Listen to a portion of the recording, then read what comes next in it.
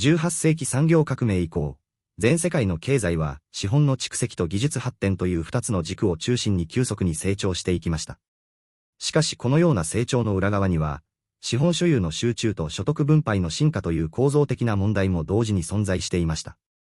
フランスの経済学者トマ・ピケティは、その代表的な著書、21世紀の資本において、この不平等が単なる市場の一時的な歪みではなく、資本主義体制内に内在する長期パターンであることを明らかにし、国際的な注目を集めました。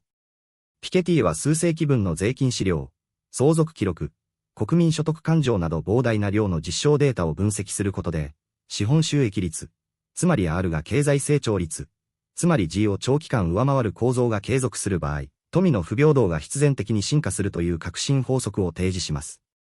これは R が G より大きいという、単純ながら波及力のある公式で要約され、資本を持つ者は労働所得に依存する多数の人々よりもはるかに早く富を蓄積できる構造を意味します。例えば年平均資本収益率が4から 5% を維持する反面、長期の経済成長率は人口増加と生産性向上の限界により1から 1.5% の水準にとどまる場合、資本所有層の富は時間が経つほど幾何級数的に増加し、この過程で社会全体の富の分配は徐々に歪んでしまいます。ピケティはこのような現象を19世紀ヨーロッパ、特に英国とフランスの事例を通じて具体的に照らし出します。当時の上流層は土地と国債など安定した収入源を基盤として、代々相続された資産を通じて莫大な所得を維持しました。彼らの生活はジェーン・オースティンやバルザックの小説の中でも鮮明に描写されますが、ピケティは文学作品の中の人物たちの経済的背景を分析することで、当時の社会において資本所有がどれほど重要な階層決定要素であったかを示します。20世紀初頭までヨーロッパの最上位 10% が国民所得の45から 50% を占め、そのうち上位 1% は約 20% を独占する水準でした。しかし第一次世界大戦、第二次世界大戦、大恐慌のような重大な歴史的事件がこの構造を一時的に崩壊させます。戦争による物理的資本の破壊、インフレーション、政府の急進的財政政策、高い累進税導入などが複合的に作用して20世紀中頃まで所得不平等は大きく緩和されます。この期間はピケティが包括的成長または二等兵の世紀と呼ぶ特殊な時期で、労働所得の比重が比較的に高まり、中産階級が拡大する現象が現れました。しかし1980年代以降、特にアメリカと一部先進国を中心に不平等は再び急激に進化し始めます。ピケティはこの現象を供給側の技術変化や高学歴人材の需要増加だけでは説明できないと指摘します。代わりに彼は政治的選択と制度的変化が革新的な役割を果たしたと分析します。例えばロナルド・レーガンとマーガレット・サッチャーがそれぞれアメリカと英国で推進した減税政策、金融規制緩和、労働組合の弱化は資本所得に有利な環境を形成し、これは資本収益率の上昇と富の集中を加速させました。アメリカの場合、上位 1% の所得占有率は1970年代には約 10% 水準だったが、2000年代に入り 20% を超え、1920年代の水準に回帰します。特に金融部門と上位経営層の報酬急増は、このような不平等の主要原因の一つとして挙げられ、彼らの所得は労働所得の形態を帯びているにもかかわらず実質的には資本所得と類似した性格を持っています。ピケティはこれをスーパーマネージャー現象と命名し、彼らが資本所有者との協力関係の中で企業利益の相当部分を賃金形態で分配される構造を説明します。またピケティは資本の国際移動性増加と税金回避の容易さが不平等進化をさらに煽っていると指摘します。多国籍企業と高額資産家は税率が低い租税回避地を活用して実際に負担する税率を極度に低くすることができ、これは国家間の税制競争を引き起こして全般的な租税体系を弱化させます。その結果、資本に対する課税は徐々に非効率的になり、労働所得に対する依存度が高い一般市民に比べて富裕層の租税負担は比較的に減少します。このような状況を改善するためにピケティはグローバル資本税導入を提案します。彼はこの税金がすべての国家で一律的に適用されるわけではないが、主要経済国が協力して相互情報を共有し最小限の税率を設定するなら、資本の脱税を相当部分抑制できると主張します。また累進的所得税とともに相続税を強化することで富の世代間移転を制限し、教育と公共投資を拡大して機会の平等を実現する必要があると強調します。これらの政策提案は純粋なイデオロギー主張ではなく、長期の実証データを基盤とした現実的な代替案として、資本主義体制の持続可能性を確保するための必要条件だと彼は見ています。21世紀という時代は、経済成長の表面的な繁栄の裏側に、構造的かつ持続的な不平等が根を張る社会の姿をあらわにしました。トマ・ピケティが21世紀の資本において提示した分析は、単なる経済学的仮説ではなく、200年以上にわたる税務記録、国民所得データ、財産相続記録といった実証的資料を丹念に収集、分析した結果として成立しています。彼の革新的な主張は、資本の収益率、つまり R が経済成長率、つまり G を長期間にわたり上回るとき、富は労働所得ではなく資産を持つ者へと自然に集中し、結果として経済的不平等が拡大する、という基本法則 R が G より大きいことに集約されます。この法則は、あたかも物理法則のように、特定の条件下で必然的に作用する社会的力学として描かれます。ピケティは産業革命以降の欧米諸国、特にフランスと英国のデータを精査し、19世紀から第一次世界大戦前までのベルエポック期に、極めて高い水準の富の集中が存在していた事実を浮き彫りにします。この時代、資本収益率は年率4から 5% 程度であり、経済成長率は 1% 未満にとどまっており、R が G より大きい条件が長期にわたって成立していました。このため、不動産や国債などの資本を保有する少数の富裕層は、労働に依存せずに資産を複利で増やし続け、社会の富の大部分を支配する構造が形成されました。さらにピケティは、この不平等構造が20世紀前半に大きく揺さぶられた要因として、2度の世界大戦、大恐慌、そしてその後の急進的な税制改革と国有化政策を挙げます。戦争による物理的破壊、インフレによる資本の価値の目減り、超効率の累進所得税、特に米国や英国では最高税率が80から 90% に達したものが登場して、資本の集中が一時的に解消されました。特に1914年から1970年代半ばまでの20世紀の例外的平等期は、戦後の再建需要、大衆教育の普及、労働組合の力の強化などと相まって、労働所得の伸びが資本収益を上回るという稀有な状況を生みました。しかしピケティは、この平等な時代がむしろ歴史的に例外的であり、戦争と政策の複合的衝撃によって生まれた一時的な現象に過ぎないと強調します。1980年代以降、新自由主義的政策の拡大、金融規制の緩和、累進課税率の撤退、グローバル化の進展に伴い、R が G より大きい条件が再び成立し始め、富の集中は19世紀レベルへと回帰しつつあります。スウェーデンや日本など、比較的平等な社会とされる国々でも、トップ 1% の所得シェアが上昇傾向にあることから、この傾向は特定国家に限られたものではなく、グローバルな構造的現象であるとピケティは指摘します。ピケティの分析は、不平等を単なる市場の歪みや教育格差の結果としてではなく、資本主義制度そのものに内在する動態として捉える点で画期的です。彼は、資本所得比率、つまりベータが KY の長期的変化を追跡することで、社会全体の資本の蓄積度合いを測定します。歴史的データによれば、18から19世紀のヨーロッパではベータが6から7倍、つまり国民所得の6から7年分に相当する資本が蓄積されていた水準に達しており、これは極めて高い資本依存社会であったことを意味します。20世紀前半の混乱期にベータは3から4倍まで低下したが、1970年代以降、再び上昇を始め、21世紀初頭には多くの先進国で5から6倍の水準に戻っています。この回帰は、資本が再び経済の中心的役割を担い始めていることを示しており、R が G より大きい条件下では、この高いベータが不平等の持続的拡大を助長します。例えば、フランスでは2000年代にトップ 10% の所得シェアが国民所得の約 35% を占め、そのうちトップ 1% 単独で約 10% を占めるまでに達しています。米国では状況がさらに顕著で、トップ 1% の所得シェアは1920年代の水準にまで回帰し、2007年には 23% 以上に達しました。この増加の大部分は金融部門や上位エグゼクティブの報酬に由来しており、労働市場内部での極端な格差の拡大が進行しています。ピケティはまた、相続の重要性が21世紀において再び高まっている点を強調します。彼が相続資本主義と呼ぶこの構造では、個人の経済的成功が努力や能力よりも、生まれながらの財産に大きく左右されるようになります。フランスのデータでは、相続額が GDP に占める割合が1950年代には1から 2% に過ぎなかったのが、2010年代には12から 15% にまで膨らんでいます。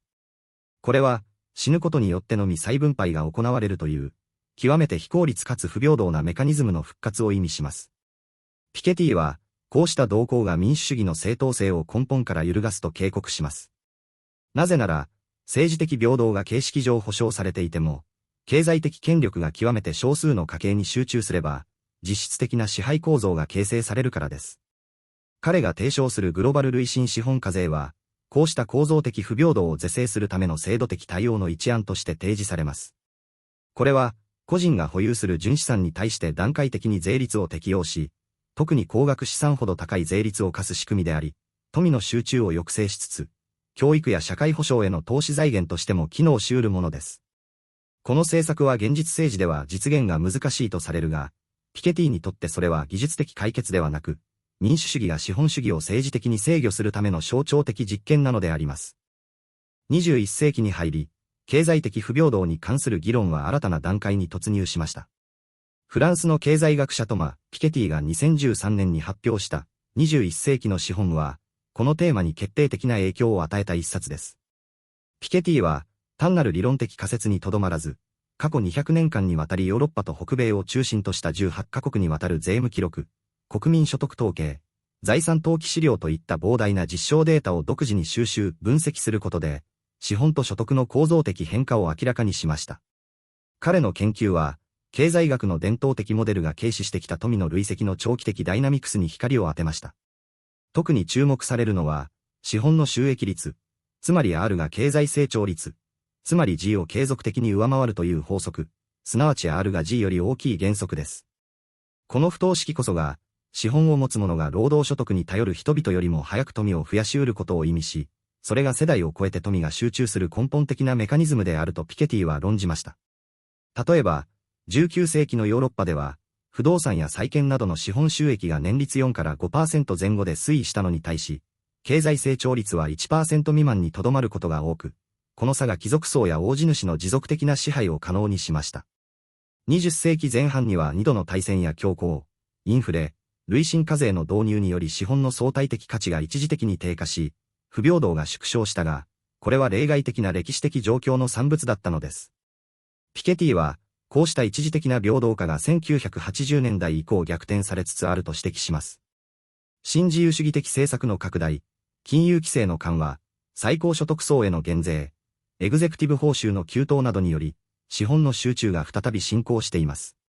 特にアメリカでは、上位 1% の所得シェアが1980年代に約 10% だったものが、2000年代には 20% 近くまで跳ね上がり、その大部分が金融資産や企業株式から得られる資本収益やボーナスによるものであることがデータで示されています。この傾向は、単なる市場の自然な結果ではなく、政治的選択と制度設計の結果だとピケティは強調します。例えば、累進所得税の最高税率が1950年代のアメリカで 90% 以上だったのが、21世紀初頭には 35% 程度まで引き下げられたことは、富裕層の資産蓄積を加速させる制度的要因となりました。また、相続税の弱体化も、富の世代間移転を容易にし、いわゆる世襲的資本主義の復活を促しています。ピケティは、こうした構造が放置されれば、21世紀は19世紀のパトリアーカル資本主義と同様の、少数の家系が経済の大部分を支配する社会へと逆戻りする可能性があると警告します。ピケティの分析は、不平等を単なる所得格差としてではなく、財産の所有構造というより深層的な次元で捉える点に革新性があります。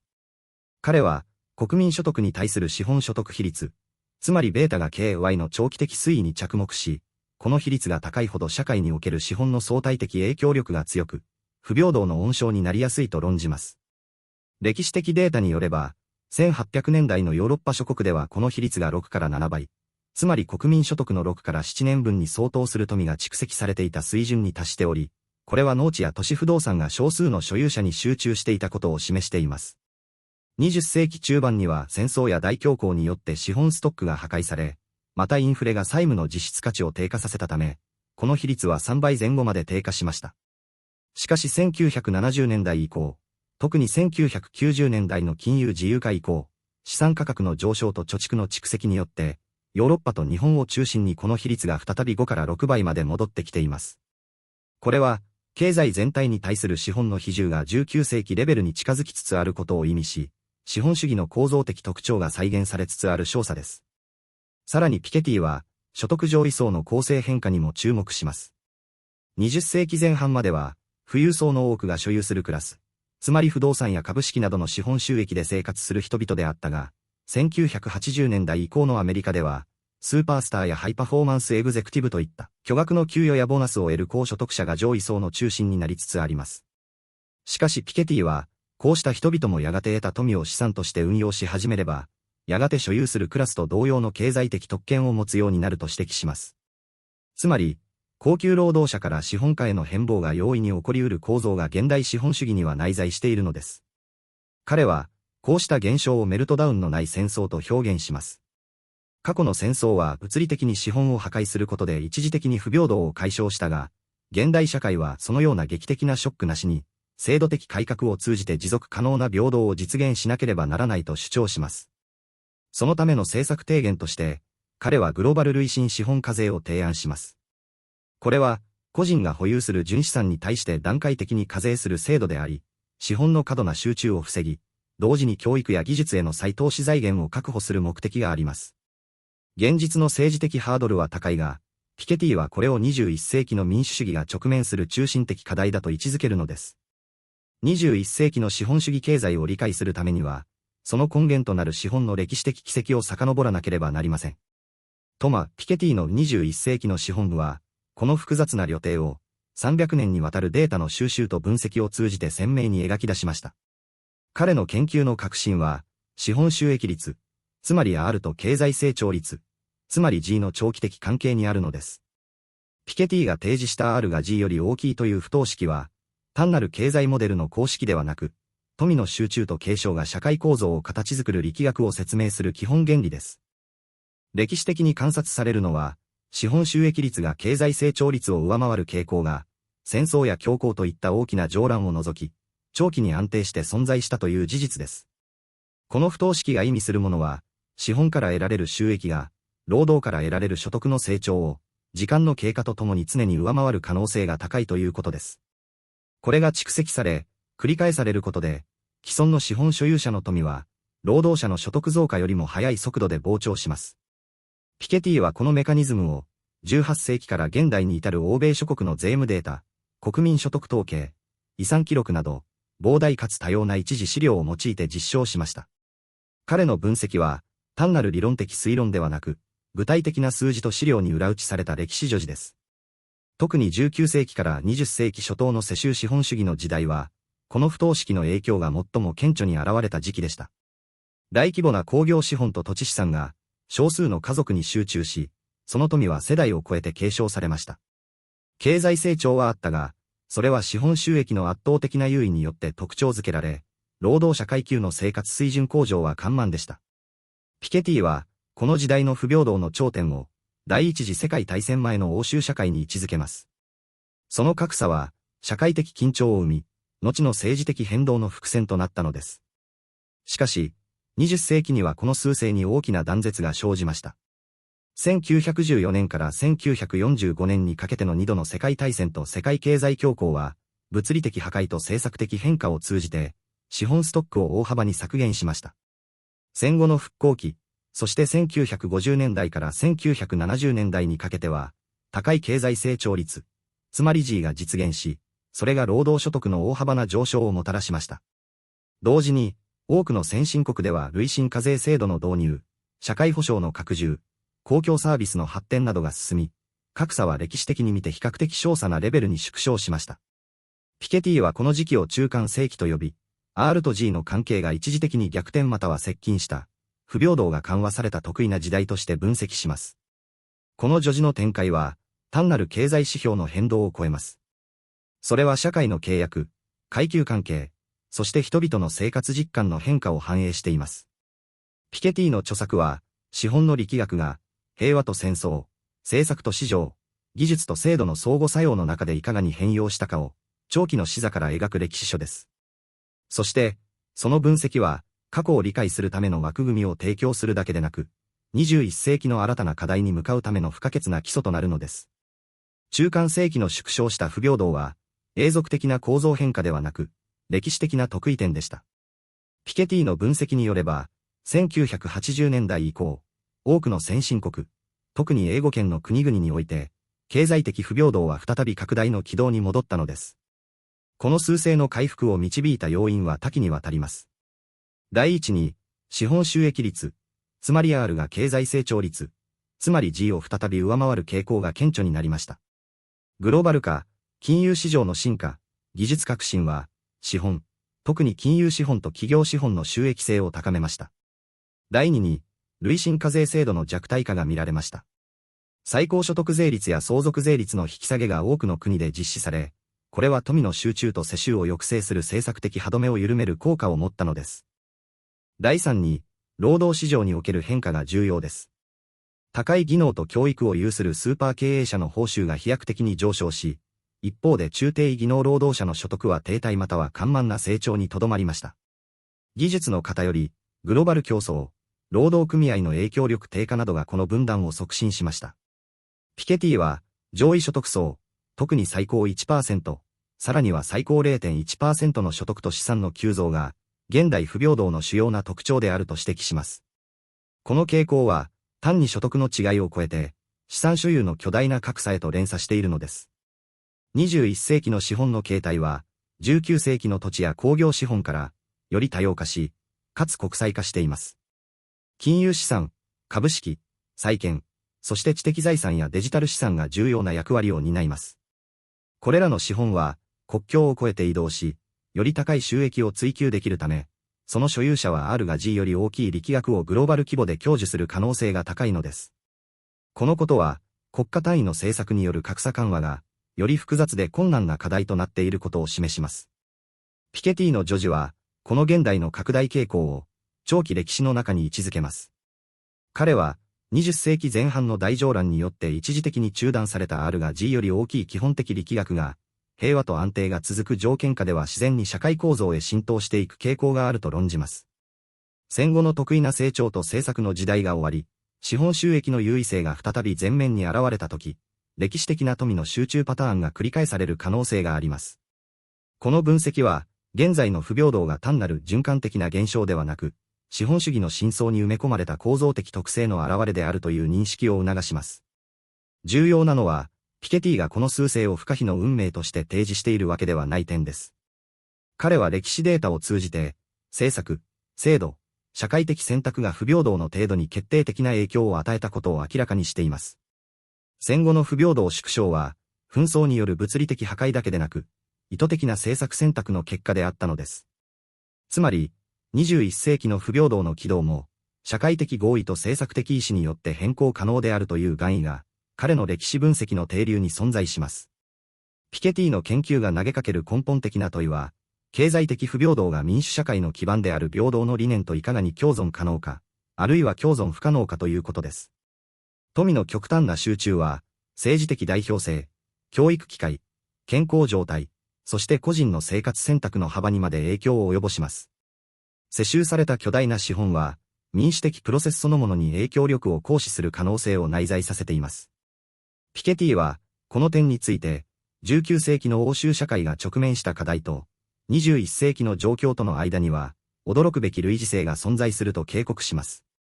彼が提案する政策的解決策の核心は、グローバルな資本課税、特に累進的な全球資産税の概念です。この提案は、国家単位の課税がグローバル化した資本に対して限界を持つことを認識した上でのものです。理想的な形として、ピケティは資本の国際移動を補足し、資産の総額に基づいて累進課税を行う全球的な協調システムを創造します。これは技術的、政治的に非常に困難な提案ですが、彼は歴史的に見て、類似の大規模な制度的革新、例えば国民所得税の導入が、過去の重大な課題に対応して実現されたことを指摘します。同時に、透明性と情報の民主化が彼の提案の重要な補完要素です。資本と所得の動向に関する詳細かつアクセス可能なデータは、公共の議論と政策的決定を健全な基盤に立たせます。ピケティ自身の研究プロジェクトは、この透明性の追求の一例であり、政府統計、銀行データ、税務情報などを統合し、不平等の実態を可視化する努力です。未来への叙事を構築する上で、ピケティの著作は単なる警告の書ではありません。それは、資本主義経済の長期的動態を理解するための堅固な歴史的枠組みを提供します。この理解に基づいて、社会は自らの選択を行うことができるのです。R が G より大きいという不等式は、所与の自然法則ではなく、制度的、政策的環境の中で作用する歴史的な傾向です。それを強化する方向に制度が設計されるか、あるいはそれを緩和し、成長の果実をより広く分配する方向に制度が設計されるかは、社会的合意と政治的行動に依存します。21世紀の資本の叙事は、まだ完結していません。技術革新、環境変化、新たな全球的な協力または対立は、資本収益率と経済成長率の関係に新たな変数を導入する可能性があります。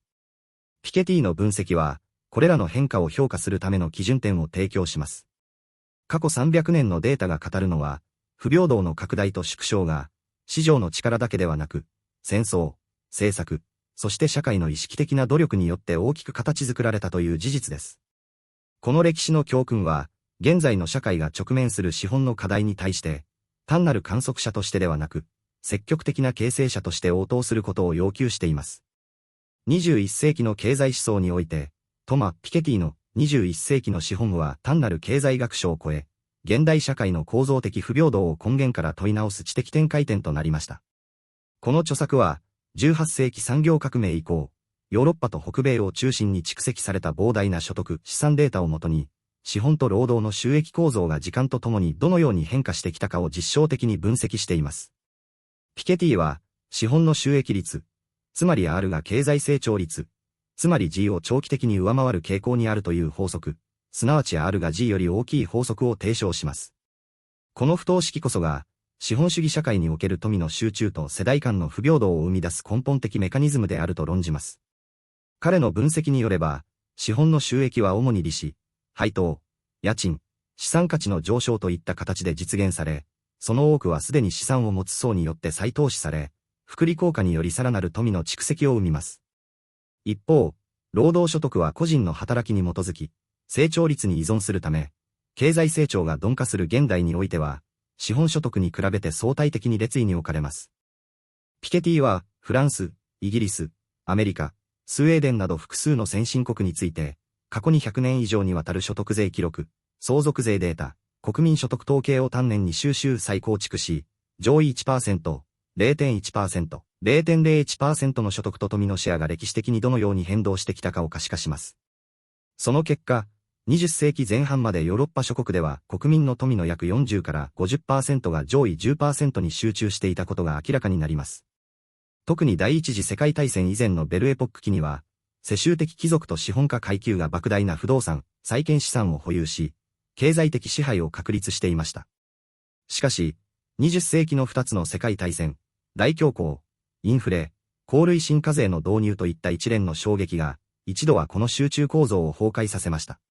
戦時国債の減価、工業設備の破壊、株式市場の下落、そして戦後の再建期における労働分配率の上昇が、一時的に不平等を縮小する要因となりました。しかしピケティは、1980年代以降のネオリベラリズムの台頭によって、この平等化のトレンドが逆転したと指摘します。ロナルド・レーガンとマーガレット・サッチャーによる減税政策、金融規制の撤廃、公共部門の縮小、労働組合の弱体化が、資本所得の比重を再び拡大させました。特にアメリカでは、上位 1% の所得シェアが1970年代には約 10% 前後だったのが、2000年代には 20% 近くまで跳ね上がりました。同時に、CEO などの高所得エグゼクティブの報酬が企業利益や一般労働者の賃金と乖離し、一種のスーパースター経済が形成されました。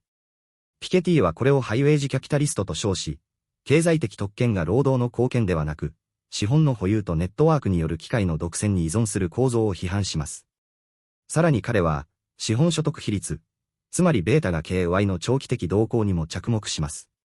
この比率は、一国全体の資本ストックが年間 GDP に対してどれだけの規模を持つかを示します。19世紀にはヨーロッパでベータが600から 700% に達していたが、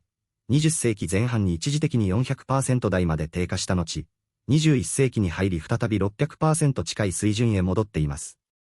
これは、経済成長が低調な中で資産価格、特に不動産が上昇し、資本が収縮するどころか再び経済の中心に位置していることを意味します。ピケティは、この資本の復活が、歴史的に見ればむしろ正常な状態であると分析し、20世紀の平等化期間こそが戦争と政策の例外的要因によってもたらされた一時的現象だったと結論付けます。ピケティの分析は、統計データにとどまらず、文学を通じた社会的洞察へと深められます。彼は、オノレ・ド・バルザックやヘンリー・ジェームズ、ジェーン・オースティンといった19世紀の小説を、当時の経済構造を読み解く隠れた経済資料として活用します。例えば、バルザックのゴリおじいさんに登場するボーザン家では、若い世代が法律家として努力しても、相続された家産を持つ貴族の指定に収入面で到底及ばないことが描かれます。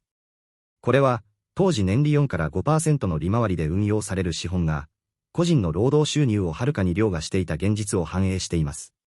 ピケティは、こうした文学的描写が、統計データと見事に一致する点に注目し、資本主義の本質が努力より相続にあることを示唆します。また、彼は20世紀後半以降の不平等の再生産メカニズムとして、教育の不平等と相続の復権を挙げます。多くの人が教育が格差を解消すると信じるが、ピケティは、高所得層が子女に高品質な教育、補習、ネットワーキングの機会を独占的に提供することで、格差を再生産していると指摘します。特にアメリカの名門大学への進学は、富裕層の子女が寄付やコネクションを介して優遇される傾向が強く、機会の平等が形式的にしか保障されていないのです。さらに、相続税の緩和やタックスヘイブンの利用によって、巨額の財産が世代を超えて保全され、資本の集中は自己増殖的に継続します。こうした構造に対し、ピケティはグローバル資本課税という政策提言を行います。年率1から 2% の累進的資本税を世界規模で課すことにより、富の過度な集中を抑制し、教育や医療への再投資財源を確保するという構想です。また、低所得層への最低資本保障、例えば成人に一括で12万ユーロを支給を提唱し、資本の初期保有の不平等を是正する道を示します。彼は、民主主義が財政の透明性と税制の公正性を失えば、資本主義は自らの内部矛盾によって社会的分裂を招くと警告します。歴史は、不平等が極限に達したとき、革命や極端な政治の台頭を引き起こすことを繰り返し示してきました。ピケティの分析は、過去の教訓を未来への継承として再構成する、現代における新生の経済史の警告と言えるでしょう。